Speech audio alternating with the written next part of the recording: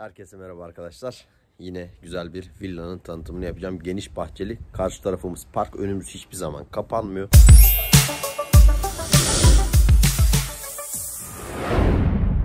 Gönder Koleji'nin altındayız. Caddeye sadece 50 metre mesafede. Güzel bir villa arkadaşlar. 3+1. Altınkuma mesafemiz maksimum 3 kilometre mesafede. Güzel muhitte. Güzel bir villa. Şimdiden iyi seyirler. Giriş kapımız orası arkadaşlar. Geniş bir bahçe alanımız var.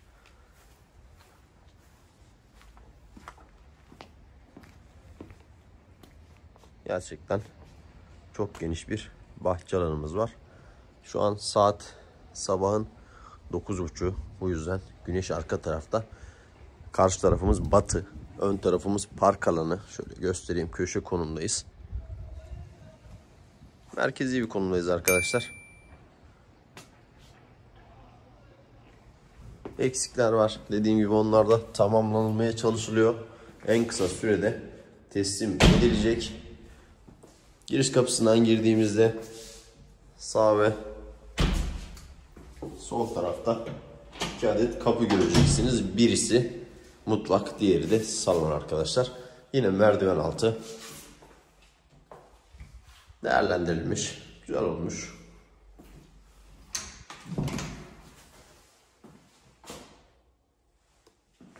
Burada da mutfağımız var. Üzerinde kaplamaları hala duruyor. Bunları sökmek insana huzur veriyor. Bu küçükken şeyler vardı.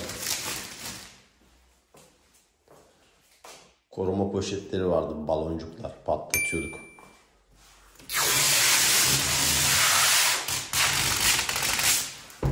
Gerçekten güzel. De sesi kötü. Güzel bir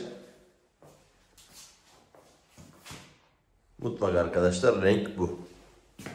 Otomatik panjurlu, ses ve ısı yalıtımlı, doğalgaz tesisatı hazır ama doğalgaz yok. Burada da salonumuz var.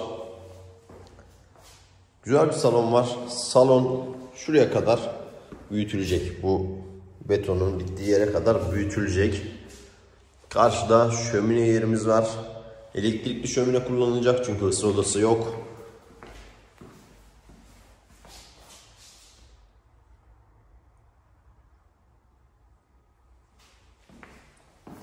Yerlerin renkleri beyaz kullanılmış.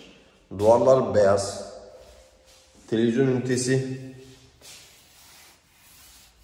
duvar kağıdı, o da beyaz tonlarında. Evde tamamen beyaz hakim.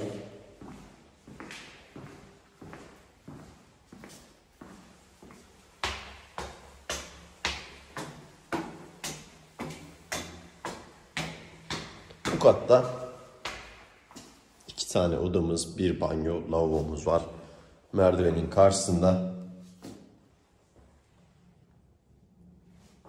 geniş, kullanışlı bir banyo, lavabomuz var. Sağ tarafında, merdivenin sağında yine kullanışlı bir odamız var arkadaşlar.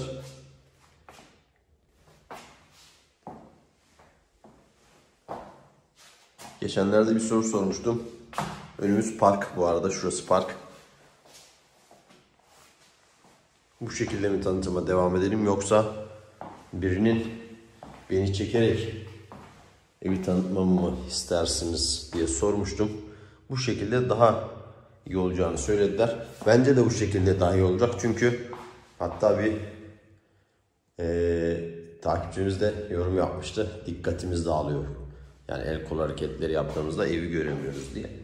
Böyle daha detaylı anlatabildiğime ben de bugün artık karar verdim. Çünkü her yeri gösterebiliyorum bu şekilde. Hemen yanında da geniş bir yatak odamız var. Salon büyüdüğünde bu şekilde olacak arkadaşlar. Salonun metrekaresi de.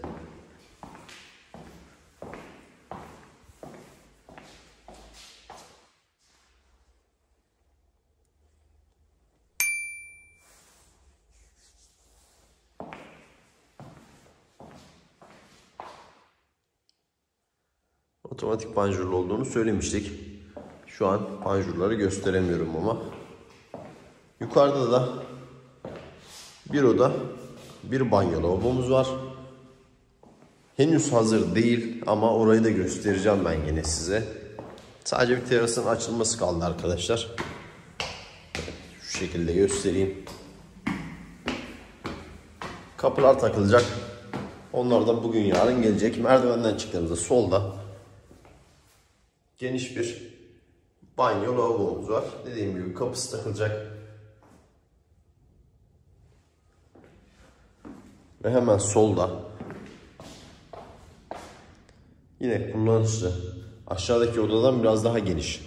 O uzun odadan biraz daha geniş, güzel bir oda var. Bu da 10-15 gün içinde tamamlanmış olur.